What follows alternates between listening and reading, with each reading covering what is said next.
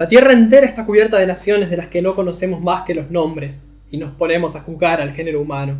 Imaginemos a un Montesquieu, a un Buffon, a un Diderot, un D'Alembert, un Condillac, u otros hombres de esta temple, viajando para instruir a sus compatriotas, observando y describiendo como ellos saben hacerlo, Turquía, Egipto, Berbería, el imperio de Marruecos, Guinea, la comarca de los Cafres, el interior de África y sus costas orientales, los Malabares, el Mogol, las orillas del Ganges, los reinos de Siam, de Pegu y de Ava, China, la Tartaria y sobre todo Japón. Luego en el otro hemisferio México, Perú, Chile, las tierras magallánicas, sin olvidar los Patagones genuinos o falsos, el Tucumán, el Paraguay, si fuera posible Brasil, y en fin, los Caribes, la Florida y todas las comarcas salvajes. El más importante de los viajes y que habría que hacer con el mayor de los cuidados. Supongamos que estos nuevos Hércules, de vuelta de estas travesías memorables, redactasen entonces con calma la historia natural, moral y política de lo que hubieran visto, y veríamos nosotros surgir un mundo nuevo de su pluma, y aprenderíamos así a conocer el nuestro.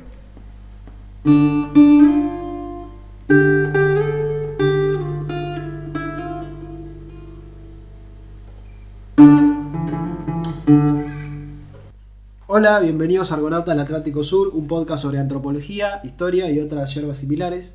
Estoy acá con Mali. ¿Qué tal? ¿Qué tal? Y con Eliseo. Buenas. Y quien les habla, Nacho. Y bueno, volvemos después de un parate. El programa de hoy va a tratar sobre los orígenes de la antropología. Vamos a hablar de algunos autores que han sido considerados los padres fundadores de esta disciplina, como por ejemplo Lewis Morgan, Edward Taylor y Herbert Spencer. Y nada, la cita que leyó Mali es de Rousseau, está citado por Lévi-Strauss en su libro Antropología Estructural, la parte 2. Y bueno, no sé, ¿querés empezar hablando de Taylor? Bueno, buenísimo. Taylor es un antropólogo inglés, es bastante reconocido, fue de hecho el pionero en utilizar la palabra antropología. Yo, para hablar de esto, me voy a basar principalmente en un libro de Paul Bohannan y Mark Glaser, que creo que ustedes también tomaron. Sí. Se llama Lecturas en Antropología o Antropología Lecturas. Taylor justamente es el que adoptó el concepto de cultura, el primer concepto de cultura que en este programa hemos empleado. Lo voy a leer después. Sí es interesante señalar que lo tomó un poco del alemán, de la palabra agricultura. No sé cómo se pronunciará eso en alemán, pero bueno. Sí. Sí, no, iba a decir una cosa. Creo que la definición de Taylor, si mal no estoy, la dijimos en un momento. Sí, en algún momento la hemos usado, no recuerdo cuál. Sí. Bueno, él señaló la interrelación que existía entre la biología y la cultura, es decir, que se centró tanto en la cultura como en partes biológicas e intentó estudiar ambas por igual. Nació en Camberwell, Inglaterra, era de una familia cuáquera, una familia que era de clase media, pero que con el tiempo se había ido enriqueciendo un poco. Es importante señalar que eran cuáqueros, los cuáqueros son la religión de los amigos, no sé si lo ubican, es una vertiente del cristianismo. Pero esto era un problema para Taylor porque en ese entonces las universidades estaban abiertas solamente a la iglesia oficial, o a los creyentes de la iglesia oficial, mejor dicho, que era la iglesia anglicana, como bien sabemos. Entonces Taylor se fue a trabajar con su padre, que tenía una fundidora de latón, y trabajó con él por 7 años, hasta que en un momento dado comienza a enfermar, a andar mal de salud, y decide emprender un viaje hacia lo que son los trópicos de América, ¿no? América Central, parte de América del Norte. Viajó principalmente en Cuba, donde conoció a un etnógrafo, o un etnólogo, mejor dicho, amateur, que se llamaba Henry Christie. En aquel entonces había, si bien estos son los padres de la antropología como le entendemos hoy, ciertos etnógrafos o etnólogos que recorrían algunos lugares y tomaban bibliografía de viajeros. Aún sin que el término todavía existiera. Aún sin, existiera, claro. Sí. Bah, en realidad, No, en realidad sí, de terminan... hecho cuando en Sí. Primitive Culture, que es el libro culmine del que voy a hablar luego de Taylor, él ya habla de la etnografía. Claro, Ok. etnografía sí se usaba. Claro. Se usaba, era un vocablo, digamos, que estaba en uso, digamos. No es claramente la etnografía como la entendemos nosotros, aclaramos por las dudas, pero bueno. Según este libro de Bohannan, Christie era un etnólogo amateur entusiasta quien fue capaz de demostrar a Taylor lo que se perdía cuando se viajaba si no entendía el modo de vida que estaba viendo desde el punto de vista de quienes lo vivían. No sé qué tan cierto habrá sido esto, yo supongo que Bohannan lo ha romantizado un poco, pero es muy interesante de todas maneras para la época en la que estamos hablando, ¿no?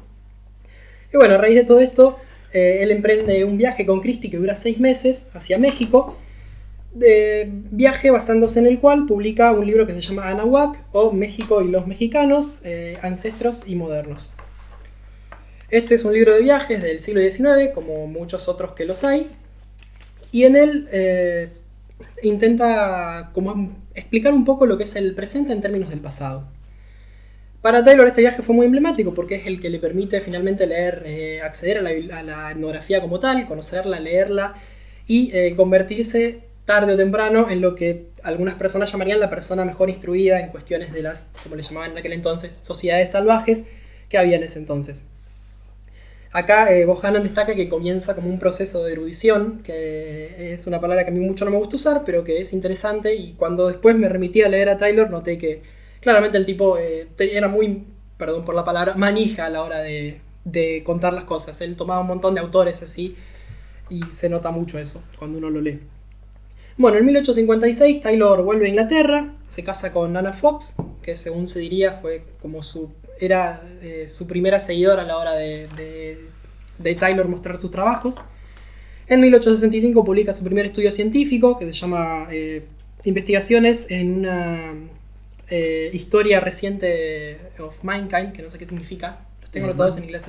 Mankind es humanidad. Humanidad, perfecto. Está bien. Entonces, investigaciones en una historia temprana de la humanidad. Acá, entre algunas de las cosas que destacan son informaciones que él fue tomando de sus trabajos que él mismo realizó en sordos en Inglaterra y en Alemania. Y él destacó ahí que el orden de los gestos en estos no se modificaba con el lenguaje hablado en torno a ellos. Y que había una gestualidad que no era solamente mímica, como en aquel entonces la ortodoxia creía, sino que había algo parecido a un lenguaje por el estilo. No obviamente como el lenguaje hablado, pero que sí se podía estudiar. Hay dos conceptos que son la kinésica y la proxémica, no sé si los ubican, tienen que ver con el manejo del cuerpo y la comunicación, y el espacio y la relación entre el espacio y el cuerpo. Y aparentemente Taylor habría sido un poco el pionero de todo esto. Me hubiese gustado centrarme un poco más en estos estudios, pero por una cuestión de síntesis y por otra cuestión que es la complicadez de buscar esto en Taylor, no pude traer más en detalle eso. Bueno, y además en todo este trabajo había otras cosas, como por ejemplo una gran descripción entre diferentes formas de hacer fuego o de prender fuego en los diferentes países.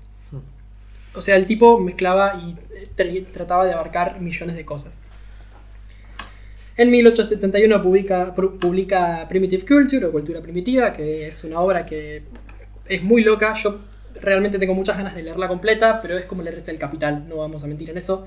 Es muy extensa, son muchos tomos, muy complicados.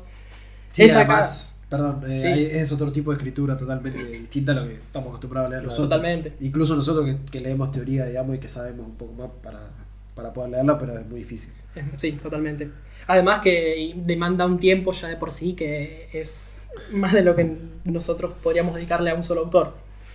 Bueno, es acá donde finalmente define cultura. Bueno, es una obra muy zarpada, perdonen por la palabra, donde explica millones de cosas que después pasaré más a contar. En 1881 publica otro libro que también es bastante emblemático, que se llama Antropología, justamente utilizando el término antropología.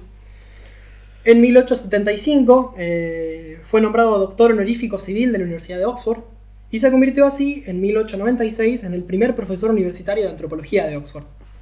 Además, contribuyó a establecer la sección de antropología dentro de lo que es la Asociación Británica, que es una asociación que en aquel entonces se encargaba de un poco ordenar todas estas cuestiones de las ciencias, y también fue el presidente de la Asociación Antropológica, que después la monarquía inglesa nombró Real Asociación Antropológica. Bueno, en 1912 se le consiguió el título de Sir, o sea, se lo consagró caballero. Y bueno, como lo entendemos hoy en día, fue el primer antropólogo completo desde un punto de vista global, holístico. Él intentó, como decíamos, abarcarlo todo. Tal es así que durante mucho tiempo en Gran Bretaña a la antropología se la llamó la ciencia de Taylor.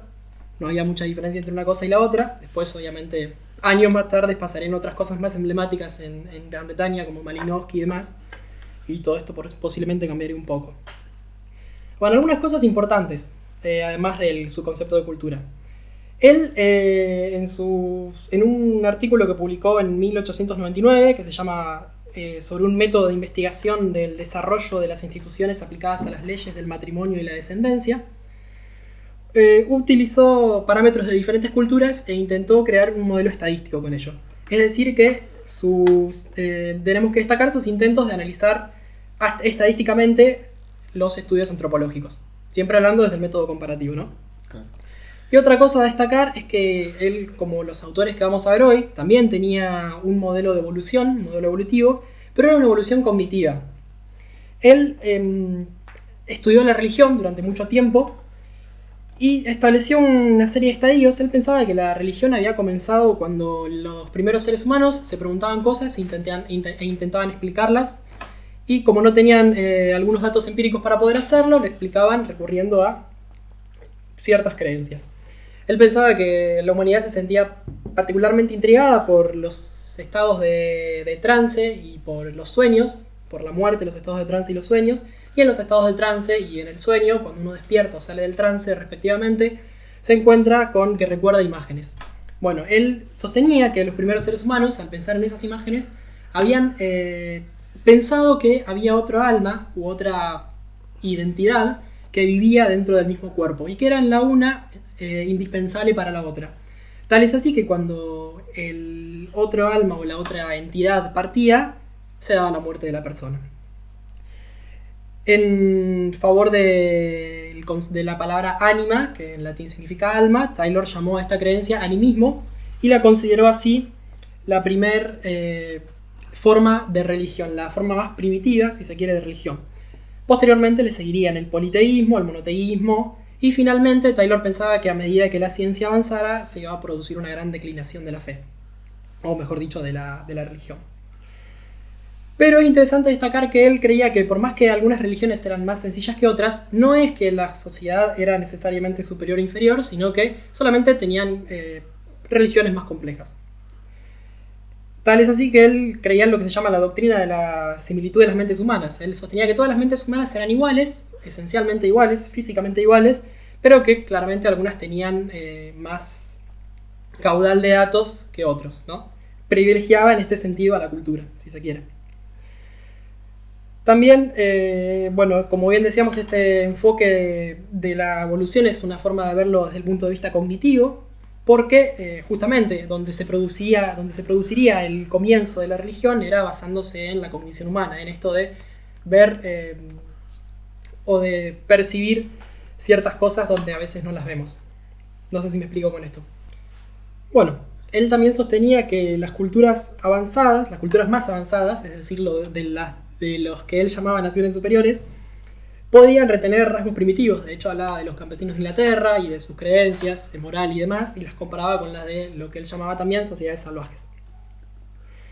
Estos rasgos primitivos que estas sociedades más avanzadas sostendrían se llamarían rasgos supervivientes, y serían rasgos que habrían quedado, pero que tarde o temprano se perderían, porque la esencia de la cultura era adaptarse al medio. Entonces, estos rasgos que quedaron vendrían a ser adaptaciones que en algún momento fueron necesarias. O sea, es muy parecido a la idea de evolución darwiniana, digamos.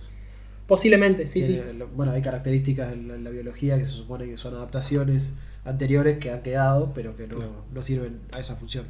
Claro, porque además Taylor es una persona que, esto se nota mucho en el primer capítulo de Cultura Primitiva, que se llama La ciencia de la cultura, o una ciencia de la cultura. Él en todo momento lo que busca es tratar de llevar la idea de estudiar la cultura al nivel de estudiar las ciencias naturales. Los compara entonces con la zoología, con la botánica, con un montón de disciplinas científicas que tienen sus métodos que él intenta aplicar nuevos, ¿no? Con el análisis estadístico, con la distribución de geografías y de historias particulares que en algún punto tuvieron su mismo origen y demás.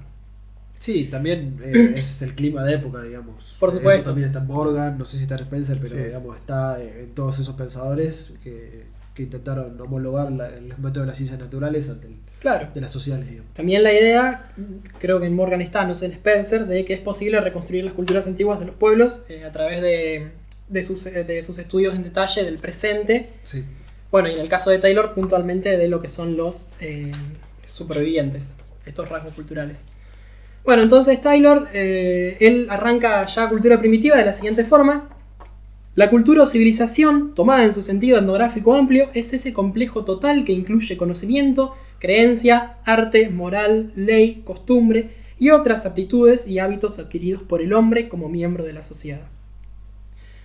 Yo cuando buscaba en el Google académico trabajos de Taylor y ponía Taylor, lo primero que me saltaba era su definición de cultura en todos lados. Sí. Por eso es muy difícil encontrar trabajos de Taylor que no tomen esta definición y que tomen otras cosas de él.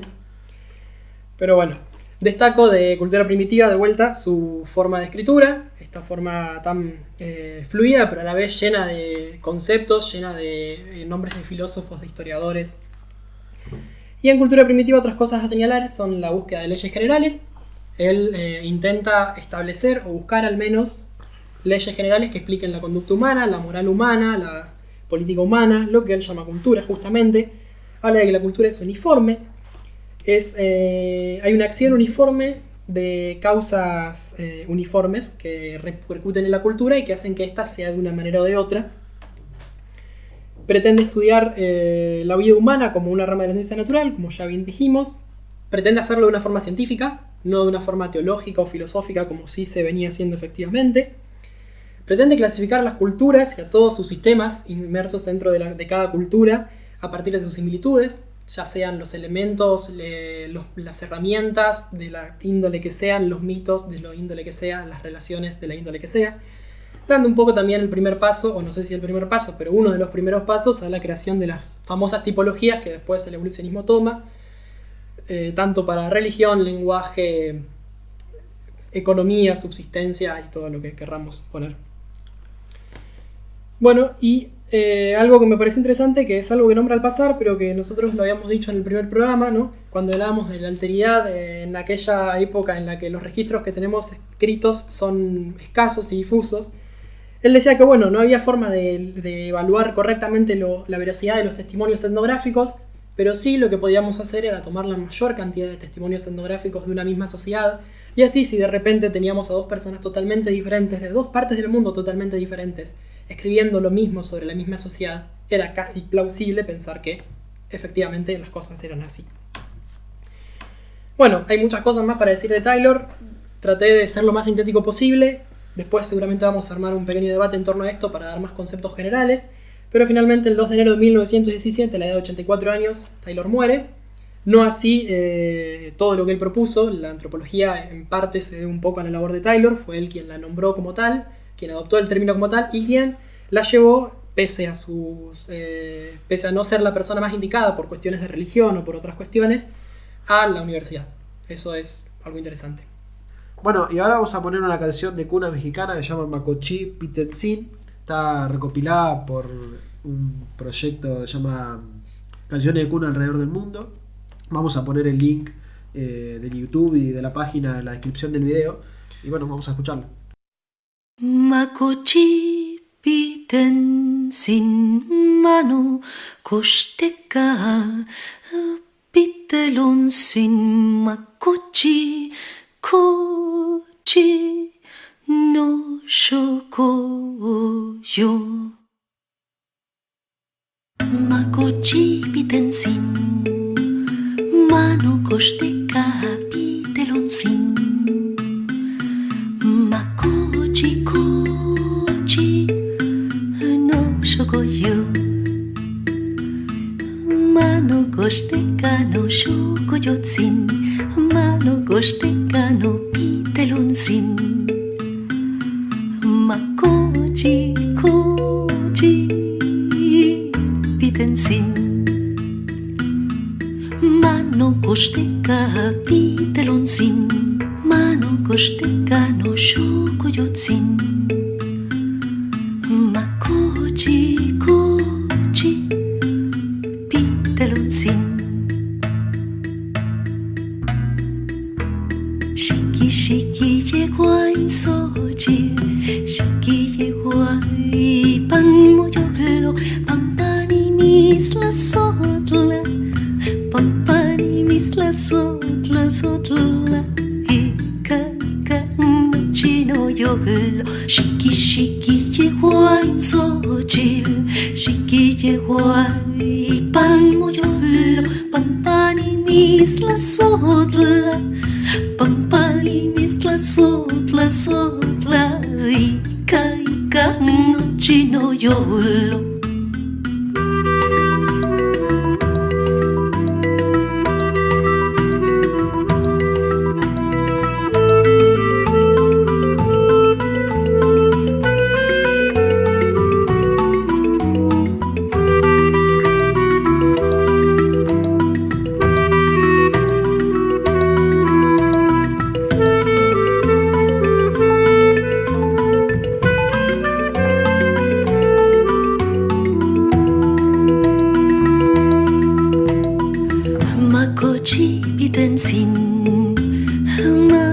goste kapitelon sin Makoji koji no shokoyo Makoji biten sin Mano goste kapitelon sin Makoji koji no shokoyo. Y bueno, yo leí sobre Morgan, se llama Lewis Henry Morgan, nació en Nueva York el 21 de noviembre de 1818. Él fue abogado y se interesó por los iroqueses, que en ese momento habían formado una confederación donde estaban varias tribus de habla iroquesa, digamos. Y se interesó un poco por los problemas de la propiedad de los iroqueses, porque él había fundado una sociedad que llamaba la Sociedad del Nudo Gordiano. Tiene que ver esto con la mitología griega, y se interesó por los iroqueses debido a esa confederación que habían formado para luchar, digamos, por sus territorios en un momento donde Estados Unidos estaba expandiéndose, especialmente en la parte que hoy, digamos, es el país estadounidense. Se interesó por este problema de la propiedad, y él incluso defendió a algunos iroqueses en juicios que se hicieron por terrenos ahí en Estados Unidos. Y utilicé dos bases teóricas. Una es un libro de Fernando Mateo, que en realidad es una compilación de textos de Darwin, Morgan y Taylor. Que es del que, perdón, paréntesis, Sí. que es del que yo extraje el de Taylor, que olvidé de nombrarlo. Y en realidad ahí la compilación es sobre una selección de páginas de La Sociedad Primitiva, que es una de es la gran obra de Morgan. Él también tiene otras obras cumbres, como por ejemplo la Liga de los Iroqueses, que es la que escribe en relación de este trabajo que hizo con ellos. Y una obra muchísimo más teórica y bastante más importante, digamos, en el sentido de que dejó mucho para el futuro, que se llama Sistema de Consanguinidad y Afinidad de la Familia Humana.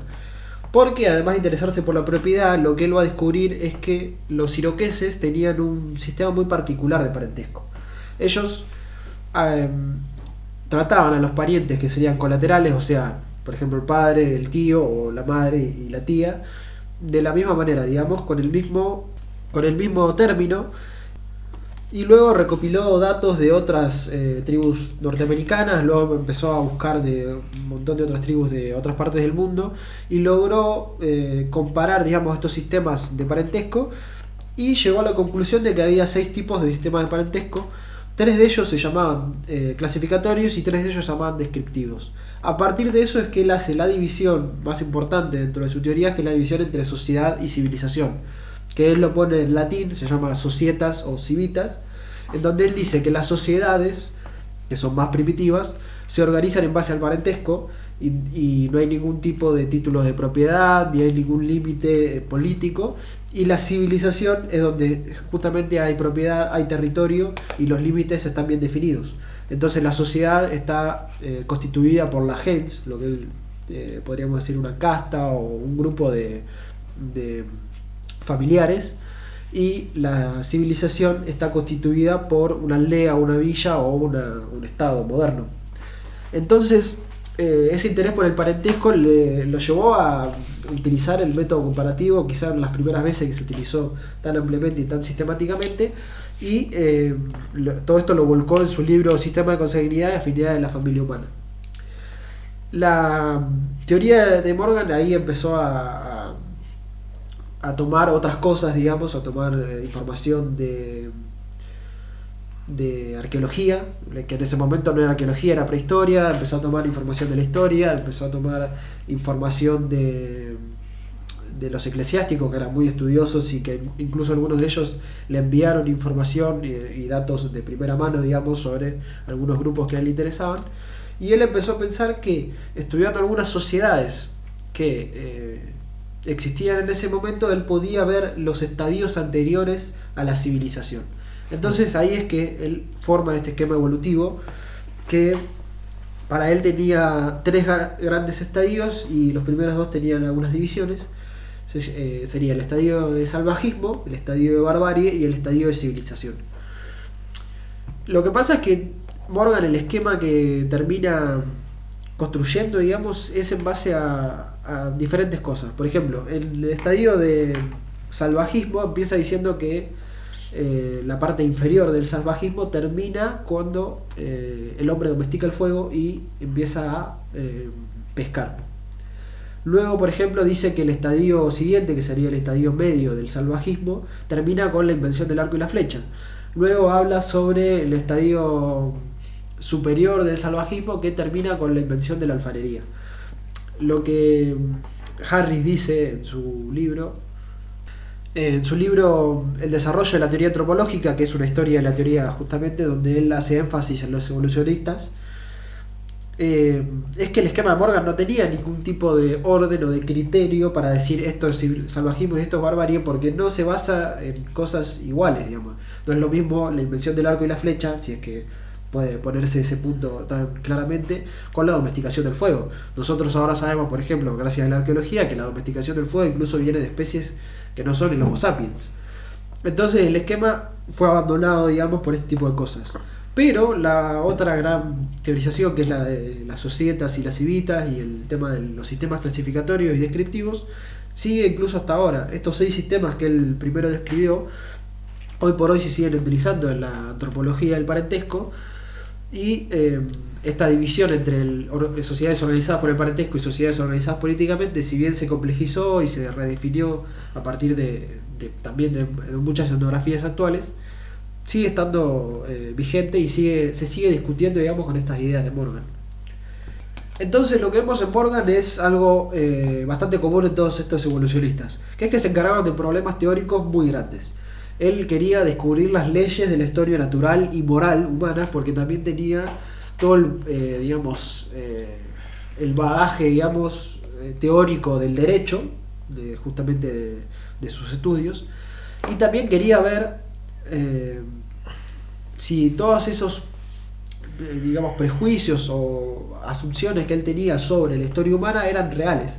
Entonces su estrategia era buscar a estas sociedades que podían ser ejemplos de estadios previos de la civilización, o estadios de salvajismo, estadios de barbarie, y juzgar, digamos, sus sistemas de parentesco, sus sistemas políticos, su sistema económico a partir de estos juicios que había hecho sobre lo que es la civilización, o sobre lo que es moderno, sobre lo que es moralmente correcto. Él, por ejemplo, pensaba que en estadios primarios del parentesco había una promiscuidad masiva, digamos, entre las tribus, y que luego eso se va convirtiendo, digamos, en diferentes formas de parentesco, como por ejemplo la familia Punaluga, donde los hermanos se casan con las hermanas de su misma familia, y que luego eso, por ejemplo, da a la familia patricia, que es la familia romana, donde el padre se puede casar con varias hermanas. Y después se da, por ejemplo, la regla de la exogamia, donde hay una necesidad de buscar a las parejas en otras tribus o en otras familias. Y todo esto va de la mano con un desarrollo, digamos, de la propiedad. En cada estadio de parentesco también hay una correlación con la propiedad y con esta complejización creciente y esta llegada, digamos, a los derechos naturales de propiedad que tenían justamente en Estados Unidos. Entonces lo que él busca es el origen de todas esas formas y instituciones que se daban en la civilización occidental del siglo XIX. El trabajo de Morgan, como dije, es muy interesante y todavía se sigue discutiendo, pero además, con todo este tema de la propiedad y de los orígenes de esta idea, hubo una persona que nosotros hemos leído también en otras materias, que es Friedrich Engels, el compañero de Marx, que tomó muchas de estas ideas de Morgan y que realmente le encantó. Él lo leyó y hizo un libro que se llama El origen de la familia y el Estado. ¿La familia de la propiedad privada del Estado? La familia de la propiedad privada del Estado, sí, me había equivocado. Que es un libro básicamente sobre estas ideas de Morgan. Él discute con eso y además, digamos, está de acuerdo en esta idea de que la propiedad se fue desarrollando a medida que se fueron desarrollando otras formas sociales. Porque también esto encaja en un poco el sistema de pensamiento marxista. Es un libro muy interesante y además te da un poco la idea del peso que tuvieron las ideas de Morgan en ese momento. Bueno, y para terminar, algunos datos sobre su vida. El trabajo que hizo con los iroqueses, algunos lo consideran el primer trabajo de campo, si bien no es un trabajo de campo como nosotros lo conocemos hoy en día, porque no estaban formalizadas muchas herramientas que él ayudó también a crear y a establecer. Pero es interesante, digamos, el hecho de que un abogado de los Estados Unidos se haya interesado por los iroqueses y haya incluso formado una sociedad, que era esta sociedad que habría hablado del nudo gordiano. Él después la convierte en una sociedad que se dedicaba justamente a estudiar a los iroqueses y a defenderlos. Y también tuvo una vida política muy importante. Él fue senador del Partido Republicano, que en ese momento no era como nosotros hoy lo vemos, que lo vemos en Los Simpsons, como un partido maligno y sumamente conservador, sino que al revés, el Partido Conservador era el Partido Demócrata. Uh-huh. Y bueno, él muere el 17 de diciembre de 1881 en Rochester, también en Estados Unidos. Y un paréntesis antes de que sigas, si no saben quiénes son los iroqueses, yo la verdad es que tampoco sé mucho de ellos, pero una referencia bastante sencilla en la cultura popular es Tierra de Osos, de la película de Disney. Habla justamente de estos tres hermanos que son unos de los pertenecientes a una de las tribus iroquesas, sí, para que lo entiendan. Y son un pueblo, para esquematizar un poco dónde están en la parte este de lo que es Norteamérica, entre Estados Unidos y Canadá. De hecho, creo que iroqueses significa los grandes lagos o bosques. Pero hay lagos y bosques en esa zona, es una zona de lagos. Yo lo conozco así, pero bueno, puede ser. Y son uno de los pueblos que más influenciaron también en todo lo que es Estados Unidos y Canadá. De hecho, el presidente de Canadá tiene tatuado un símbolo de los Aida o Haida, que tienen una... Sí, igual son tatuajes muy recurrentes, tienen esos tótems bastante conocidos. Los tótems son típicos. Las flautas, que se llaman flautas nativas americanas, en realidad son flautas iroquesas en general, sí. Bueno, otra referencia a la cultura popular, ahora que me acordé de eso, es el Age of Empires 3. Que es un juego muy olvidado, porque el Age of Empires 2 es el mejor juego de la historia, pero el 3 está bueno también. Y yo no jugué ninguno, sí. En una expansión puedes jugar con los iroqueses y tiene toda una historia sobre ellos, qué sé yo. Mirá. Bueno, para terminar un poco con Morgan, yo iba a leer una cita sobre la sociedad primitiva. Perdón, es la sociedad antigua. Si antes dije la sociedad primitiva, en realidad es la sociedad antigua, me confundí con el libro de Taylor. Esta cita la recopiló justamente Fernando Mateo en su libro, y dice así: finalmente se puede señalar que la experiencia del género humano ha corrido por cauces casi uniformes, que, sometidos a condiciones similares, las necesidades de los hombres han sido sustancialmente las mismas, y que el principio intelectual ha evolucionado uniformemente en virtud de la identidad específica del cerebro en todas las razas humanas. Sin embargo, esto explica solo en parte la uniformidad de los resultados. A mí me gustó mucho esta cita porque para mí es bastante explícita sobre lo que es el evolucionismo y sobre este principio fundador de la antropología, que es la identidad humana como algo general a todas, incluso las razas. Que en ese momento se hablaba de raza, hoy ya no hablamos, pero que sigue estando esta idea de la uniformidad humana y de que hay una cierta unidad en esta condición. Sí, habíamos hablado en algunos de los podcasts viejos de esta idea que a veces se creía que los otros pueblos ni siquiera eran humanos, o que no tenían cultura. O que no tenían cultura, o que no hablaban, o que había un montón de ideas preconcebidas, por supuesto, y ya con estos primeros antropólogos empieza a surgir esta idea de una cultura humana ya general, como que todos los humanos tienen algo en común, una ascendencia en común, que eso también tiene que ver con el evolucionismo, porque Darwin plantea también que el hombre, creo que hasta llega a decir que probablemente haya que buscar su antecesor en África, que con eso la pegó, pero ya plantea un origen común como especie del ser humano, y entonces ya esa idea de... Ahí creo que hay un antes y un después, sobre todo en el siglo XIX. Claro. Y esto de que la experiencia del género humano ha corrido por cauces casi uniformes y que sometidos a condiciones similares las necesidades de los hombres han sido las mismas. Bueno, todo esto es parte del evolucionismo unilineal, como le dicen, claro. y clásico, que dio las bases teóricas de la antropología en general. Y que, como ya vimos, también es una idea totalmente presente en Taylor, cuando él habla de la uniformidad, en este caso de la mente, pero también de la cultura, y cuando dice que acciones determinadas generan causas determinadas.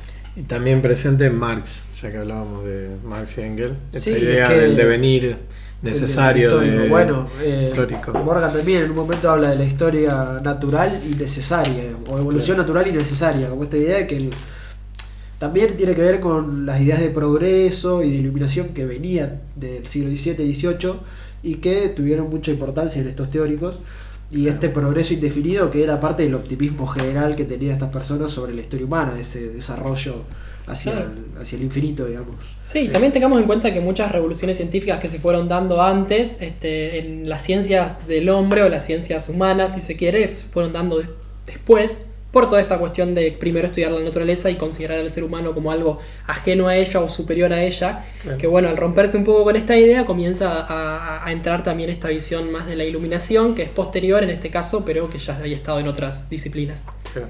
Bueno, y no sé, ¿querés hablar un poco de Spencer? Sí, bueno, Spencer es más o menos de la misma época, nació en 1820, es inglés también. Y yo saqué la información también del libro de Bohannan, Lecturas en Antropología, que es un libro muy interesante porque te introduce a los autores y te pone un pedazo de algún escrito de ellos, de un libro que refleje bien cuál es la teoría principal, cuáles eran los pensamientos principales que tenían estos autores. Así que en Spencer hay dos temas que juegan un papel importante en toda su vida, en toda su obra, que es la evolución y la libertad personal. Él trabaja muchísimo también con la teoría política o la teoría social, y su fin último es explicar toda la naturaleza como un sistema materialista sincronizado. O sea, toda la naturaleza, incluyendo a las personas, a los animales, a las plantas, es decir, todo. Su trabajo en teoría política, él lo que busca es limitar las funciones del Estado, conseguir el sufragio universal, estamos hablando de 1850 más o menos, sí. Y la total separación de la Iglesia y del Estado. Estos temas que están ahora, ahí ya lo tenían. Y él habla del progreso, al igual que Taylor, Morgan y lo que veníamos hablando, como una necesidad, algo que surge porque es necesario que surja y no es que es casualidad o es espontáneo, sino que tiene que ver con el devenir necesario de la naturaleza, la misma idea. Bueno, en 1852 él escribe un artículo en el que habla de la teoría de la evolución orgánica, que es interesante porque lo hace 7 años antes que Darwin saque El origen de las especies, que es donde va a plantar y plantear las dos cosas, su teoría de la evolución. Y la de Spencer es bastante similar, pero igual es más o menos el conocimiento que había en la época. Hay varios autores que ya venían trabajando esto. Darwin va a ser el más conocido, por supuesto. Bueno, después tiene muchas posturas que son bastante vanguardistas para la época, porque él también habla de que la educación se tiene que dar dejando a los niños que aprendan por experiencia y que aprendan también en libertad y no con castigos, que son cosas que todavía siguieron muchísimo después de su muerte, sí. Y que en ese momento, por supuesto, eran muy polémicos y Spencer era muy criticado por todas estas teorías que tenía. Se lo considera el filósofo de la evolución, porque él trabaja con la evolución, pero en términos siempre más filosóficos y no biológicos. Eso también es algo que Darwin sí tenía, que le hace estudios naturalistas, principalmente basándose en las especies, empíricos. Bueno, Spencer era más teórico, era más un filósofo teórico en el sentido de que no era todo por experiencia, ¿no? Claro. Bueno, es un hombre que vivió muchísimo tiempo en la miseria, vivía de la plata que le donaban, la gente que estaba interesada en sus estudios, de algunas herencias que había tenido de un tío, del padre. Además era hipocondríaco, así que siempre se sentía enfermo y a veces seguramente lo estaría. Pero bueno, no tuvo una vida muy agradable. Pero es el primero en utilizar, por eso se lo considera el filósofo de la evolución, porque es el primero en utilizar como términos técnicos, porque eran términos que sí ya existían, pero él los utiliza en un sentido de concepto ya, los términos superorgánico, función, estructura y sistema, que después toda la antropología del siglo XX va a seguir usando estos términos, estructura, bueno, todo lo que es Lévi-Strauss, función, el funcionalismo de Malinowski, y sistemas, toda la teoría general de sistemas que en algún momento hablaremos, pero saca mucho de Spencer, es como la base No la base teórica porque va a empezar mucho después la teoría general del sistema, pero bueno, eso lo vamos a... Por lo menos en ciencias humanas. Sabemos que después los sistemas físicos o biológicos posiblemente estén en otro ámbito. Bueno, entonces él plantea dos principios. Uno, la sociedad como un sistema con estructuras y funciones. Re antropológico, digamos, Sí. es como muy común eso. Y el segundo es que una sociedad tiene un nivel de evolución en base a su diferenciación estructural.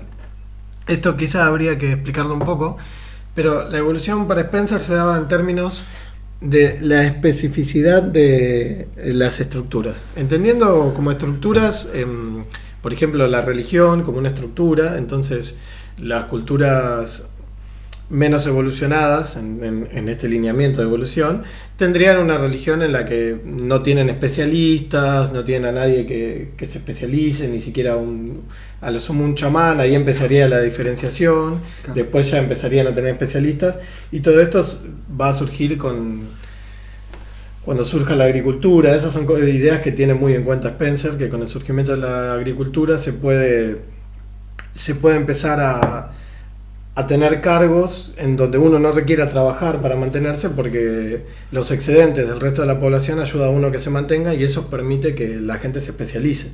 Él da un ejemplo con los soldados, por ejemplo, que para proteger a un pueblo, los soldados tienen que dedicarse a entrenar y estar tiempo completo entrenándose para la guerra, y para eso necesitan que haya gente detrás que los mantenga a ellos. Que los alimente. Claro, y ellos le brindan un servicio que es el de protegerlos, digamos, o pelear para expandir más del pueblo, porque los soldados no están solo para proteger.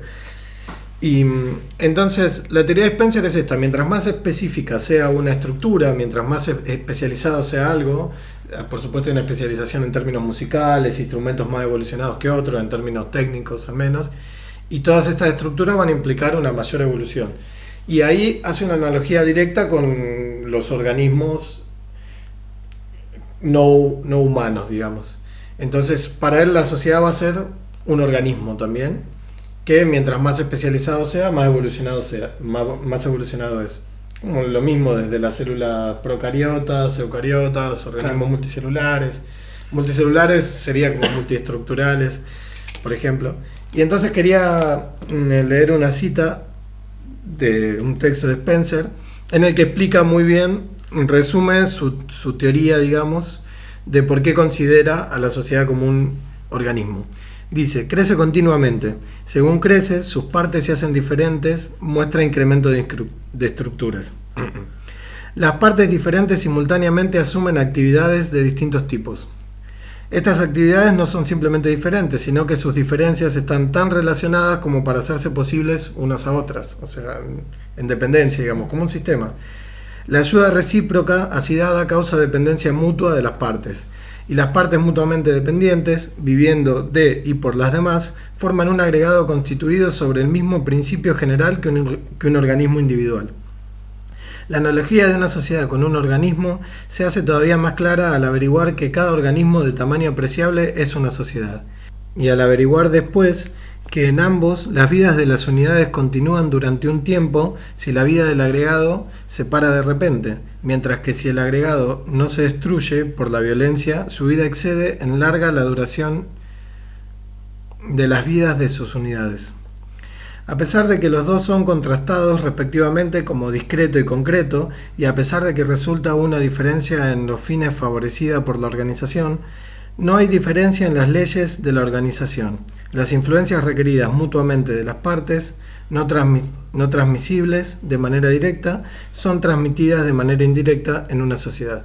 Es decir, la dependencia que tendría en un organismo cada uno de los órganos y de las células, la función que cumplen cada una de estas estructuras, serían las mismas que cumplirían en una sociedad las distintas instituciones. Claro. Eso, más adelante va a hablar de eso en específico, de cómo cada institución se forma como parte de una sociedad.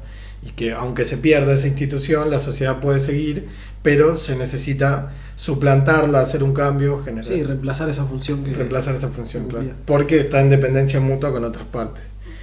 La idea de superorgánico, para terminar, en Spencer, es la idea de cultura.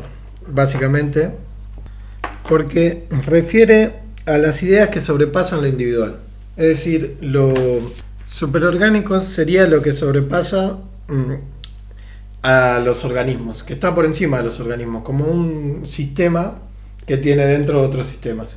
O sea, serían, bueno, como dice literalmente, las ideas que sobrepasan lo individual es más o menos el concepto de cultura. Es decir, algo que une a un grupo, serían las costumbres, serían la religión, las distintas instituciones. La definición de Taylor vendría bien. Sería más o menos un sinónimo de esta definición. Lo único que esta definición es mucho más amplia, porque él tiene siempre, constantemente, esta analogía con los organismos y esta idea central que habíamos dicho de explicar toda la naturaleza como un sistema materialista sincronizado. Entonces él necesita crear una analogía válida entre los organismos no humanos y la sociedad humana. Pero creo que es válida también para cualquier tipo de sociedad la explicación que hace Spencer. Bueno, Spencer es un filósofo, antropólogo, sociólogo, naturalista, es un tipo que trata de abarcarlo todo, al igual que los otros autores que veníamos viendo. Y es uno de los más olvidados. Taylor es recordado, como había dicho Mali, por la definición de cultura principalmente. Morgan por toda la influencia que tuvo en el marxismo. Sí. Y Spencer, a pesar de haber dado estos términos que se van a utilizar muchísimo después y asentar las bases de un montón de ideas, es uno de los más olvidados. Con la ecología cultural van a tomar muchas de sus definiciones y muchas de sus ideas, por supuesto, adaptándolas a los nuevos conocimientos, porque estamos hablando de alguien del siglo XIX y la ciencia, después del darwinismo, con esas ideas como base, ha avanzado muchísimo. Sí, pero es cierto que varias de las hipótesis y de las tesis de Spencer han sido muy utilizadas. Esto de que decís de lo superorgánico lo tomaron justamente la ecología cultural, y la definición de cultura de algunos de ellos es, por ejemplo, de Rappaport, que yo había leído un trabajo sobre los Embaga, que Sí, lo expliqué acá. La idea de cultura de Rappaport es más o menos la misma, digamos. Es interesante saber que hace 100 años antes, digamos, ya estas cosas se estaban discutiendo, digamos. Claro. Y acá las ideas de superior, inferior, son palabras que después del nazismo, superior ya es una palabra que Sí, que quedó mal. queda mal, simplemente. Pero acá la idea es una especialización en estructuras. Entonces no se puede hablar tanto de pueblos mejores o superiores en los sentidos que lo entendemos actualmente, sino de cuerpos más especializados. Como lo entiende la biología hoy en día, ¿no? Como se Asumiendo entiende la que biología, si todos sí. provenimos más o menos del mismo lugar, entonces tenemos el mismo tiempo evolucionando y especializándonos, solamente que en una o en otra sección.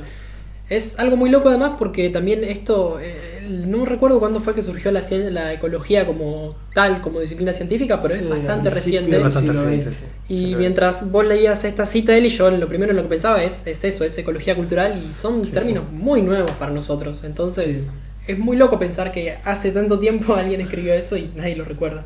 Sí, y sobre esto, algo que tenemos que decir, el tema de toda esta idea de lo superior como una idea racista, digamos, de la evolución.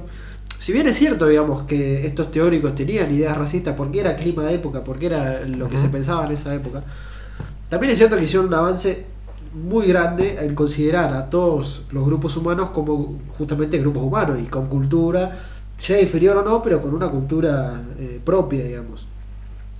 Y además, no hay que hacerlos responsables, este es mi punto de vista, de muchas de las otras cosas que se tomaron de ellos, que, por ejemplo, podemos pensar en el darwinismo social, que no es de Darwin, ni tampoco es de las ciencias sociales, pero que se utilizó para justificar el racismo, la diferencia de clase y un montón de otras cosas más que luego generaron críticas hacia estos teóricos y que generaron que casi que se los quisiera olvidar.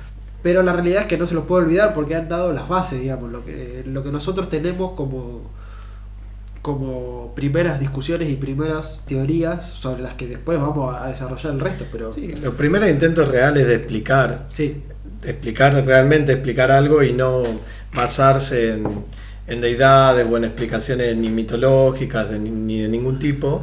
Y además, como por lo que veníamos viendo, en realidad las ideas estas de raza inferior, superior y eso, No está tanto en ellos. De hecho, Morgan luchó muchísimo por los iroqueses para que pudieran Claro. mantener su cultura aparte. Spencer tenía toda esta idea de sufragio universal, además de súper tolerante, de quitarle poder a los estados, de separar la iglesia del estado, un poco por el ateísmo y un poco también para que cualquier religión pueda ser aceptada y no solo la religión oficial. Así que sí, la palabra evolucionismo también tiene un montón de connotaciones hoy en día que quizás no se las merezca tanto, o que valdría la pena intentar entenderlo, sentarse a estudiar realmente. Sí, a Eso mí es lo que también quería llegar. me llama puntualmente la atención esto de que no nosotros en la facultad múltiples veces nos lo han dicho y muchos de nuestros compañeros lo sostienen, que de repente estos evolucionistas justificaron quizás, no sé, la conquista del desierto, las masacres que hubo a los pueblos indígenas o pueblos originarios. La realidad es que muchos de esos podríamos llamarlos genocidas o esas personas que asesinaron a tantos pueblos, yo la verdad es que no me los imagino leyendo a Taylor, a Morgan y No. Spencer. Entonces quizás tratar de buscar en ellos una cierta justificación es bastante reduccionista, ¿no? Tendríamos que, en todo caso, pararnos en una época determinada, lo que decimos siempre, ¿no? Contextualizar desde dónde es que se miró, desde qué lugar estamos hablando, y ver que en realidad estos tipos tenían una labor científica, o comprometida, si se quiere, con algo que podríamos llamar ciencia, que más allá de que no se pueda separar el científico de su sociedad, no tenía que ver con una cuestión política de suponer que estos eran inferiores y estos eran superiores. Todo lo contrario.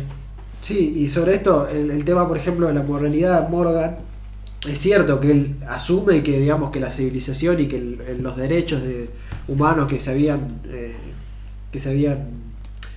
llevado a cabo desde la Revolución Francesa eran como los derechos superiores y los que tenían que llegar todas estas tribus y estas sociedades salvajes o bárbaras. Todas estas ideas él las tenía como desde una perspectiva muy optimista, digamos. Él pensaba que la humanidad había llegado a un punto donde había logrado esta igualdad, digamos, de oportunidades ante Dios, ante la ley, y que todas estas civilizaciones debían llegar a este estado, o mejor dicho, todas estas sociedades que no eran civilizadas debían llegar a este estado de civilización. Esto no quiere decir que haya justificado de alguna manera todas estas cosas.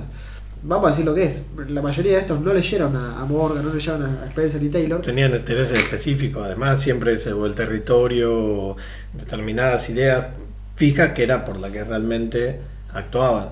Es Sí. un tema que vamos a tocar igual, en la Sí, campaña y- del desierto por lo menos. Algo que dice Eric Wolf, un antropólogo del siglo XX, es que en uno de sus libros dice, en general los funcionarios coloniales no le daban mucha bola a los antropólogos. No, Muchas veces porque eran teóricos que estaban ahí, que le decían, bueno, haz lo que quieras, dale todos estos cuestionarios a los indígenas y después andate, pero la verdad es que no eran justamente funcionarios coloniales ellos mismos. Claro. Todo esto viene porque ha habido muchas críticas, como decimos, al evolucionismo, y pareciera que en algunos casos evolucionismo es mala palabra en la antropología. Método comparativo a veces también es mala palabra en la antropología y qué sé Sí, yo, sí. a mí no me parece mucho eso. Esta idea de que los antropólogos eran funcionales a los colonialistas, Y que no- también está muy en boga y nunca encontrás, hasta ahora no hemos encontrado muchas pruebas de un antropólogo que sea funcional a los colonialistas. Sí, Sí. por supuesto que vienen de los países coloniales Por y que supuesto. usaban Sí. los territorios como su patio de estudio, eso sí, desde ya, ellos eran la sociedad civilizada que iban a estudiar al resto del mundo colonial, que era inferior desde ya porque eran colonias. Sí. Entonces iban a estudiarlo en ese sentido, pero que sean funcional al colonialismo y que tengan esta idea de, bueno, son inferiores, habría que adaptarlos a nuestro sistema o matarlos. Bueno, yo no he leído hasta ahora. No, y además tampoco hay que ser muy inocentes y hay que tener en cuenta lo siguiente. A la hora de generar atrocidades a fines políticos, siempre se puede buscar una verdad. En algún momento Dios, en este momento la ciencia, lo que fuera, pero eso siempre se transgiversa y se crea una realidad o se malversan ciertos conceptos para adaptarlos a un discurso político de un determinado momento. Entonces, sí, si de repente vamos a matar a todos estos indios, bueno, bien, no, la ciencia dice que estos indios son inferiores. Quizás la ciencia no lo dijo, pero ¿a quién le importa? Ya Sí, fue, lo decimos también- nosotros y nos sirve para justificar lo que vamos a hacer. El nivel digamos, de salto, digamos, entre la que es la complejidad de la ciencia y de las teorías a un discurso político determinado es tremendo, porque se simplifica todo, digamos. Claro. Una cosa es que vos digas, bueno, los indios no tenían la tecnología que es superior y que genera todas estas ventajas para la sociedad civilizada, y otra cosa es que diga que los indios son inferiores y que no saben utilizar esa tecnología. Claro. Es muy distinto, pero bueno, es parte de todas estas discusiones que se han dado sobre el evolucionismo. Y otra cosa que quería aclarar, el libro de Marvin Harris, él habla sobre el método comparativo y dice que una de las cosas más importantes del método, más allá de si fue bien utilizado o no, es que intentaba buscar leyes generales. Esto nosotros lo nombramos, y que esto se ha abandonado la antropología.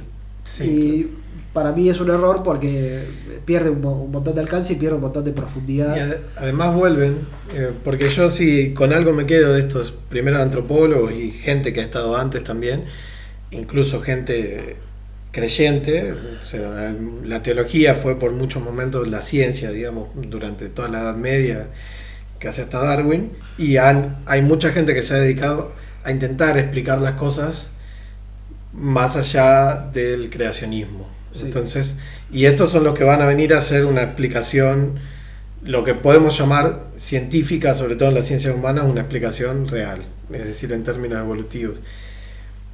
Pero la antropología muchas veces actualmente, al perder estos métodos comparativos, al perder estas aspiraciones de poder explicar, de generar leyes generales, vuelve casi implícitamente a la idea como del creacionismo, porque si no podemos explicar, si todo se explica por lo social, si todas las explicaciones van por ese lado, bueno, ¿cómo surge el ser humano? ¿En qué momento surge? ¿Qué? ¿Lo crearon? ¿En un momento alguien le implantó un cerebro y empezó a pensar? O sea, cuando perdemos este norte, que es la idea de ser objetivo, de tratar de comprender realmente el ser humano, volvemos a caer sin querer en las ideas creacionistas o espiritualistas que, bueno, no sirven de mucho, no sirven para nada en realidad. O sí, bueno, Taylor pensaba justamente que la religión en algún momento iba a morir cuando avanzara la ciencia. Hoy sabemos que la religión tiene otras funciones, pero bueno. Sí, o que se adapta, digamos. Se Porque adapta. también hay que pensarlo en ese sentido. Sabemos que las instituciones se adaptan y la iglesia ha sido específicamente muy hábil en eso. Pero bueno, más allá de todo esto, que es una discusión muy de la antropología y de una grieta media importante en las humanísticas, es interesante rescatar a estos autores, rescatar sus teorías y lo que han dejado, digamos, esas afirmaciones que como digo, siempre las discutimos, digamos, y seguimos discutiéndolas. Bueno, nada, como siempre quería recordarles que esto es algo meramente introductorio, que por supuesto que es una reducción al menos en términos de caudal, no en términos de contenido, y esperamos e invitamos a todos ustedes a que lean sobre el tema, busquen otros podcasts si es que los hay, lo que sea, que estén siempre abiertos a la discusión y que no se queden con lo que nosotros estamos diciendo. ¿Qué es eso de hacerle propaganda a la competencia? No busquen otros Si es que hay, porque no lo sé, pero bueno. Busquen libros, artículos y vuelvan a escucharnos a nosotros. Por supuesto, eso. Sí, sobre eso hay un blog, llama Teorías Antropológicas .blogspot. No sé, busquen Teorías Antropológicas blog y le va a aparecer, que está muy bueno porque hace introducciones a todos estos autores y es bastante útil si quieren saber sobre el tema. Y bueno, nos vamos a ir con una canción tradicional de los iroqueses, cantada por Joan Shenandoah. Son unas recopilaciones de estas canciones tradicionales de las mujeres iroquesas. Bueno, y para terminar, un saludo a Santiago, el chico con el jopo bien peinado. Así que gracias.